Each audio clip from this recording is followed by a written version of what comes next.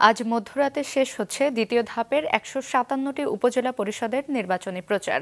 ২১শে মে অনুষ্ঠিত হবে ভোট। Desk report. শেষ মুহূর্তের প্রচারে ব্যস্ত প্রার্থী ও সমর্থকরা।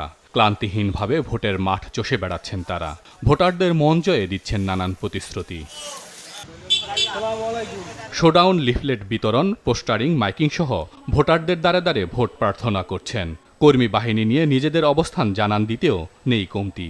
উন্নয়নমূলক বিভিন্ন কর্মকাণ্ডের সাথে আমি সম্পৃক্ত। সেই জায়গায় দাঁড়িয়ে গাংনী উপজেলার মানুষের আস্থা এবং ভালোবাসার উপরে বিশ্বাস রেখেই আমি নির্বাচনে প্রতিদ্বন্দ্বিতা করছি এবং আমি বিজয়ী হব ইনশাআল্লাহ। জনগণের যে আশা আকাঙ্ক্ষা এবং তাদের যে উৎসাহ উদ্দীপনা, তার আলোকে আমরা বলতে পারি যে ইনশাআল্লাহ আমাদের বিজয় নিশ্চিত হবে। উন্নয়নের আশ্বাস দেওয়ার পাশাপাশি একে অপরের প্রতি অভিযোগ পাল্টা অভিযোগের মাধ্যমে প্রতিপক্ষকে ঘায়েল করতে প্রচেষ্টা প্রার্থীদের। আমাদের সবথেকে বড় শঙ্কা হচ্ছে যে গ্রামে গ্রামে বাধাগ্রস্ত করা, তাদেরকে ভয় দেখানো, ভোটের আগের দিন বোমাবাজি করা, এই সমস্ত আতঙ্কগ্রস্ত করে ওরা ভোটকে নিয়ন্ত্রিত করে নিজেদের কন্ট্রোলে রাখার চিন্তা করে। নির্বাচনী মনোনয়নপত্র দাখিলের থেকে শুরু করে অদ্যাবধি মাননীয় মন্ত্রী চাঁদপুর পৌরসভার কদমতলা যে বাসভবন আমার প্রতিদ্বন্দ্বী চ্যানেল প্রার্থী তার নির্বাচনী পরিচালনা প্রধান কেন্দ্রবিন্দু হিসেবে ব্যবহার করে আসছেন।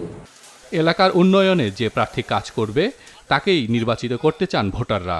পছন্দের প্রার্থীকে ভোট দিয়ে নিরাপদে যাতে বাসায় ফিরতে পারেন তার জন্য সুষ্ঠু পরিবেশ চান তারা। যদি ভোট দেওয়ার পরিবেশ ভালো থাকে তাহলে আমরা ভোট দিতে যাব। এটা আমার প্রথম ভোট, তো আমরা চাচ্ছি ভোটটা সুষ্ঠুভাবে হোক।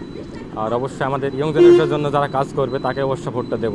আমরা এমন প্রার্থী চাই যারা আমাদের গরিব দুঃখীর পাশে দাঁড়াবে, তাদেরকে আমরা ভোট দেব। আমরা চাচ্ছি আমাদের সুন্দর নেতা নির্বাচন করতে, আর নেতা নির্বাচনের জন্য আমরা ভোট সেন্টারে যাব। নির্বাচন সুষ্ঠু, শান্তিপূর্ণ ও নিরপেক্ষ করতে প্রতিটি কেন্দ্রে আইন শৃঙ্খলা বাহিনীর পর্যাপ্ত সংখ্যক সদস্য নিয়োগের পাশাপাশি নেওয়া হয়েছে যাবতীয় প্রস্তুতি। এলাকায় টহল দিচ্ছেন নিরাপত্তা বাহিনীর সদস্যরা। আমরা ইতিমধ্যে নির্বাচন সম্পন্ন করার জন্য সকল প্রস্তুতি সম্পন্ন করেছি। আমাদের 6 স্তর বিশিষ্ট নিরাপত্তার একটি পরিকল্পনা রয়েছে এবং সেদিন অত্যন্ত সুন্দর, সুষ্ঠু এবং গ্রহণযোগ্যভাবে একটি নির্বাচন অনুষ্ঠিত হবে।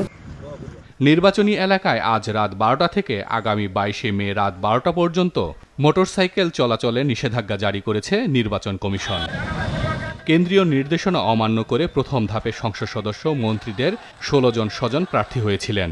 দ্বিতীয় ধাপেও সংসদ সদস্য ও মন্ত্রীদের 14 জন স্বজন প্রার্থী ভোটের মাঠে লড়াই করছেন। হাসান মেহেদী, মাছরাঙা নিউজ ডেস্ক।